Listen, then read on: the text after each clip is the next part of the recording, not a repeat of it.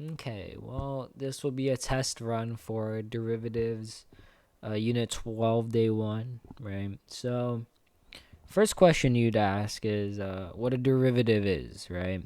It's most commonly described as the rate of change at a singular point, right? It's a slope of 1 point, I think most people would say it as.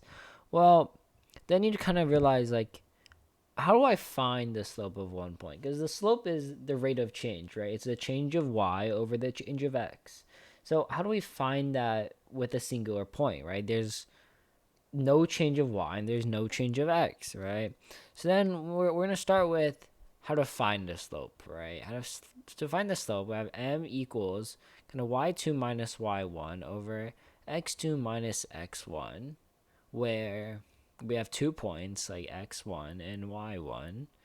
We have x2 and y2, right? So basically saying we're given 2 points, right? We're given x1 and y1. We're given x2 and y2, and we're gonna subtract each of them to each other. We're gonna find the difference of them, and then divide y over x, right? We're gonna find the change of y over the change of x, and we can eventually apply the same thing to find it at a singular point. And this is where my definition of a derivative kind of differs from other people. Is a derivative is not the change of a singular point, but it's more like the change of 1 point in a point that's infinitely close to that point, right? That's where limits comes in. It's infinitely close to that 1 point. So let's look at this, right? We'll start with it's not a very good example. We'll start with this problem, right? I'm not gonna go through the whole lesson, but I feel like this is a very important problem, right? We have 2 points. We're given P and we're given Q. All right, let's mark this as our X value, right? So then naturally, our Y value would be the function of X. Okay, that's our first 2 points. And then I'd mark this area as my H value, where H is equal to the change of x, right? It's how much x is being changed by. So then naturally, if we add this h value to the x value,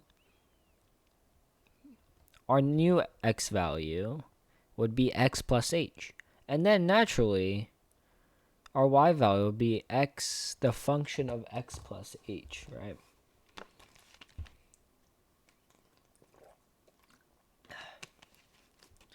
Well, let's look at it. Right, so we've defined our 2 points, right? Our first point being x and the function of x, and our second point being x plus h and the function of x plus h. And you'll see why we describe both points as that. Right, and the formula that they give us, it might just seem like a bunch of letters, but you'll eventually learn why those work. So let's pick a new color, and let's start with defining our function. Oh, okay. Okay, let's go back to our original formula, right? y2 minus y1 over x2 minus x1, right? So we're going to do that with the same points that are given to us, right? Our y2 would be the function of x plus h, right? And then subtracted by f of x. And then that would change to, this would be x plus h subtracted by x, our x value subtracted by our other x value, and then these would cancel out, and that'll leave us with the function of x plus h subtracted by the function of x over h, right? This is how we find the slope of p and q. Well, that doesn't really give us the derivative, right? The derivative is 2 points that are infinitely close to each other, right? So then this is where we're kind of going to apply some limit knowledge that we have from last unit. We're going to say, as this q point approaches this h value, this is where it kind of gets interesting, right? Is as this q point changes and approaches this p value, so that means as the change of x approaches 0. Right? We're saying as the change of x approaches 0. So as q gets infinitely close to p, what will our slope be? And that's where we're going to use limits, right? We're going to say, what is the limit of when h approaches 0 to when f of x plus function of x plus h subtracted by the function of x divided by change of, right, the change of x. Right, that's how this function comes in, right? Where h is going to be our change of x.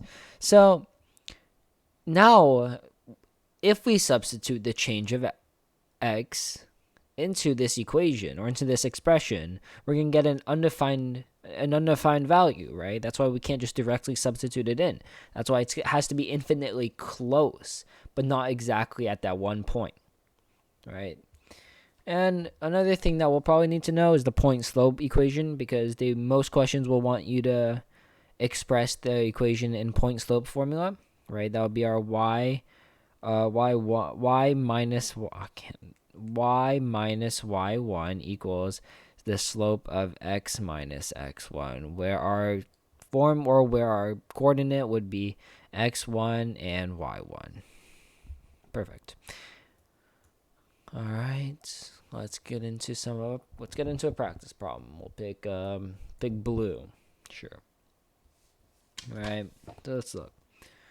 So we're given, first thing I'd look at is we're given one piece of information that's going to be our function, and we're given a coordinate, and they're asking us to write the equation of the tangent line at x equals 2, right, using point slope formula. So we have to write the equation at x equals 2. Okay, so first thing we kind of need to find is the slope, right? The instantaneous change at x equals 2. Right, so let's write down our equation from before, right? That we now know where it comes from instead of memorizing it. Right, and then we're kind of gonna look at how we're gonna solve this, right?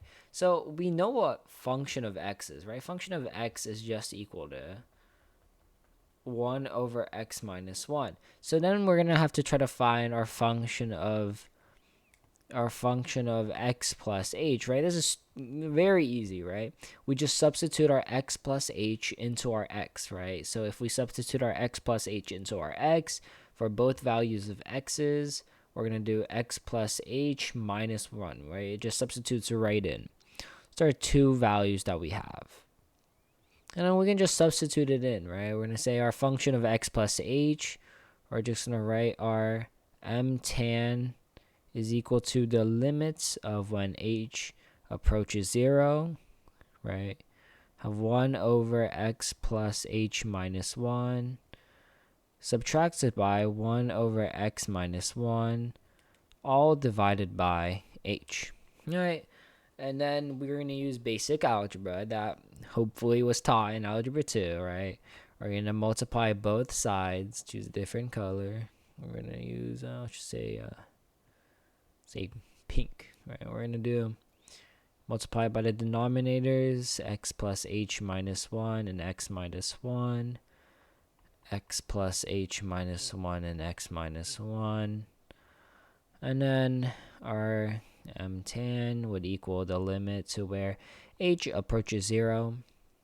And we can just multiply these in, right? It'll eventually lead to x minus 1 subtracted by x plus h minus 1 all over h times x plus h minus 1 times x minus 1. Right, that's our simplified form. Then I'll just simplify it further.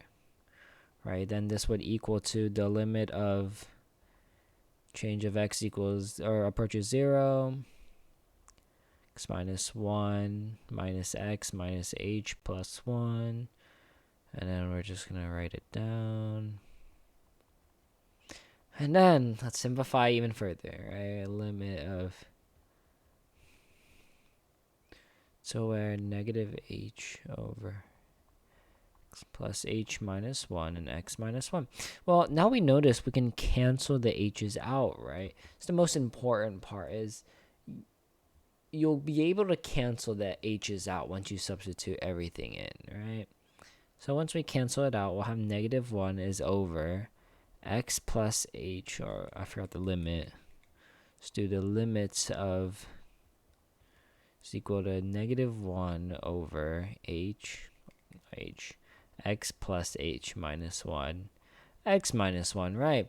So now if you notice, if we substitute our h's in for 0, right? So this is where h has approached 0. Our change of x has approached 0. We can just substitute it right in, right? We're going to have negative 1, and then h is substituted as 0. So we're going to have x minus 1 squared. So then that is going to be our tangent line, is negative 1 over x minus 1 squared, is how we find our slope at any given x value. So if we substitute this x value into here, our slope, right, our m value, right, 2 minus 1 is 1 squared is still 1. Negative 1 divided by 1 would just equal negative 1, right? So our slope we just found at x equals 2 is negative 1, right? And then the other piece we need to find is our coordinate, right? That one's much easier. We know our x value is 2, so we just substitute it back into the function, right? We have 1 over 2 minus 1 equals 1. So our point is given as 2 and 1. That's all we need, right? Y minus 1 is equal to negative x, or is given to negative x minus 2. That's it. So that is the equation that we need. That is our equation of the tangent line at x equals 2. All right, that's it. Just go through one more problem. We're going to go through this a lot quicker because the concept's there, right? You need to experiment with this concept a little more before you totally understand it. But just do another practice problem, right? They're giving out y equals root of x, and instead of just do one of these. Let's do x equals 1. About that. And then we're going to do, so let's just start with we're given y equals root of x, right? And then we're also given our other formula.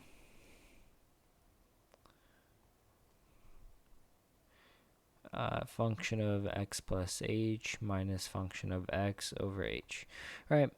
So let's just substitute it in, right? A function of x plus h is equal to root of x plus h, right? We just plug it right in. So we'll just have x plus h. Oh, it's a long, yeah, that's better. Subtracted by root of x over h. The limit of when h equals 0. So then that would equal to, what would we need to do? We'd multiply both sides. Multiply both sides by the conjugate, right? X plus h plus root x over x plus h plus root x. Right, that should also be algebra 2 knowledge. And then these would just simplify into just a different color, which approaches 0. These would simplify to x plus h minus x over h x plus h plus x. Right, and then we just simplify this down to 1 over square root, or the, keep forgetting the right limit, right? The limit, the change equals to 0 of when the h's just cancel out, so you'll just end up with x plus h plus root of x. Right, and we can just plug it back in, right? Now we can plug the h back in without getting an undefined value. So we're just going to plug it back in, right? And then we're going to end up with 1 over 2 root x, right? Root x plus root x. That's our tangent value, right? That's the tangent line formula. So our m tan value would just equal 1 over 2 root x is when that change of x equals 0. That's the most important thing. Right? And then we can just, using that, we can, x equals 1, right? This is our slope. So 1 substituted in, you get the m equal to 1 over 2. And then to find the point, you just substitute it back in. So your slope or your point would be 1, 1. So then using point slope formula, that would be the answer. And then you rinse and repeat 3 more times, right? That's the first part of day 1. Next part would be finding the velocity and average velocity.